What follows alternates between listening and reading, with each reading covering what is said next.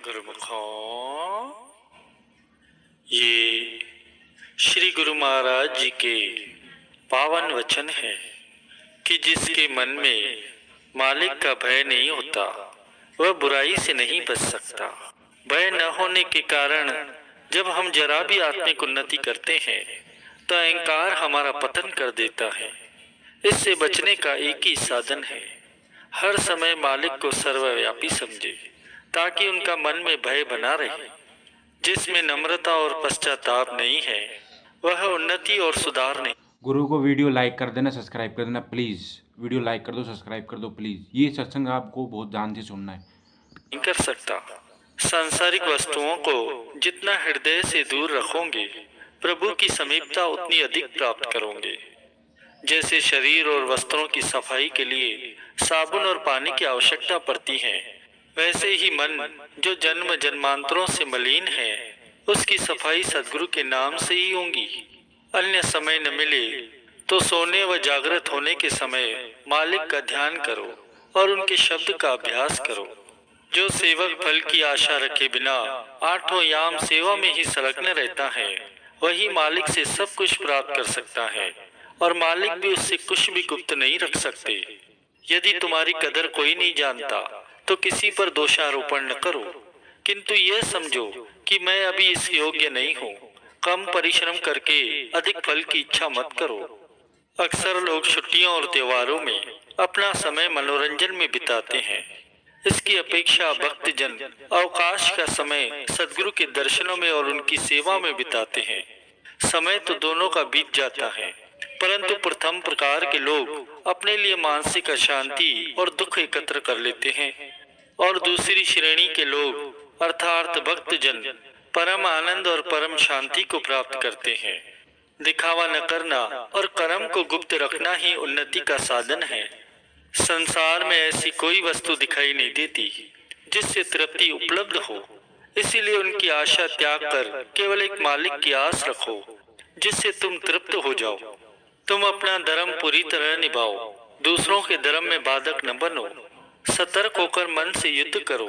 जिस प्रकार लोहा लोहे को काटता है उसी तरह श्रेष्ठ कर्मों से बुरे कर्मों की जड़ों को काट दो। तुम उन्हें देखकर प्रसन्न हो जिन्हें देखकर तुम्हारे मालिक प्रसन्न होते हैं।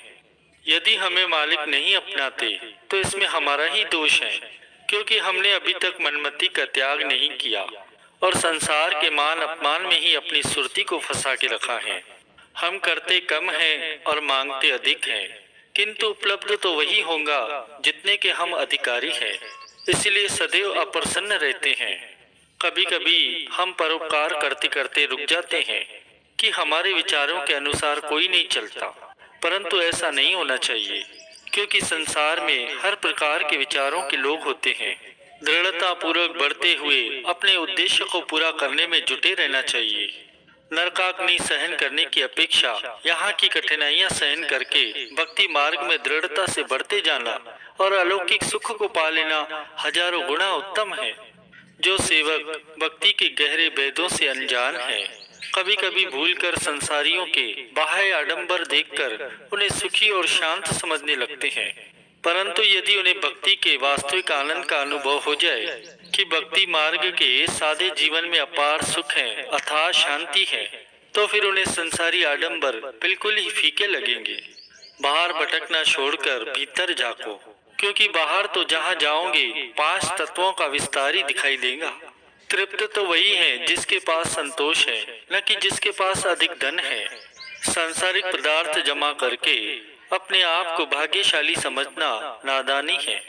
भाग्यशाली तो वो है जिसके पास सच्चा धन है। सच्चा धन महापुरुषों ने भक्ति का धन फरमाया है, इसीलिए भक्ति धन इकट्ठा करने का यत्न करो। जिन्होंने भक्ति रस का पान नहीं किया उन्होंने अपना मनुष्य जन्म ही व्यर्थ गवाया। मन का कुछ भरोसा नहीं, इसीलिए महापुरुष चेतावनी देते हैं कि शुभ कार्य करने में देरी नहीं करनी चाहिए। जो कल करना है वह आज ही कर लो। हमारा चित्त स्थिर नहीं है, इसलिए हमें अत्यंत ही नम्रता पूर्वक मालिक से प्रार्थना करनी चाहिए कि वे हमें शक्ति दें ताकि चित्त स्थिर हो और भक्ति पथ में दृढ़ता से विश्वास पूर्वक लगा रहे।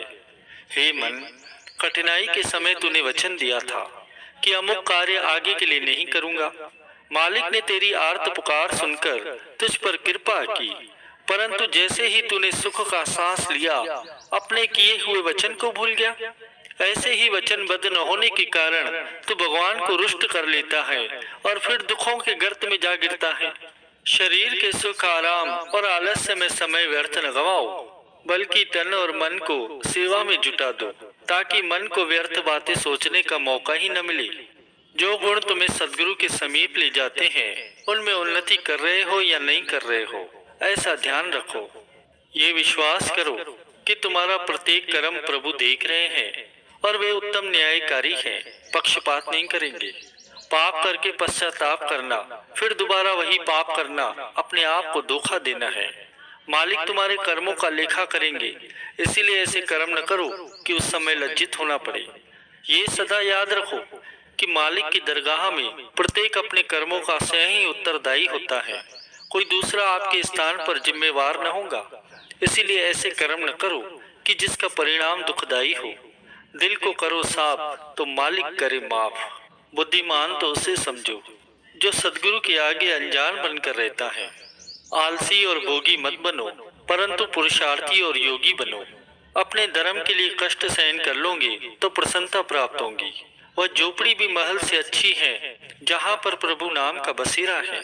मालिक की दरगाह में अभिमान से भरे व्यक्ति की कोई कदर नहीं होती, चाहे वह विद्वान क्यों न हो, धनवान क्यों न हो, शक्तिवान क्यों न हो, परंतु एक निर्माण और निर्मल मन वाले को अधिक सम्मान मिलता है। माया का रस त्यागे बिना भक्ति का मधुर आनंद प्राप्त करना चाहते हो तो यह असंभव है। माया और भक्ति का आपस में कभी न मेल हुआ है और ना ही होगा। सदगुरु की सेवा में और उनसे प्रेम करने में जो समय बीतता है वही सफल है, बाकी सब निष्फल है। जिसकी सदगुरु के चरणों में प्रीत नहीं और उनका भय